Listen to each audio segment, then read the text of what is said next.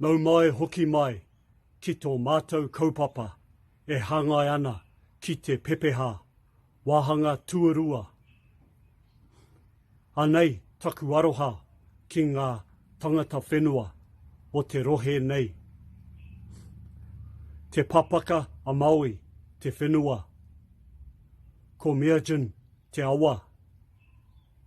Ko yagara te iwi, moe moia. Nō reira, tēnā koutou, tēnā koutou, tēnā koutou katoa.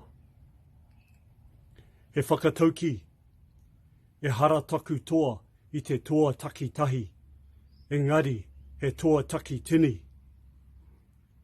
Waiata kīnaki. Tūtira mai ngā iwi, tātou tātou e.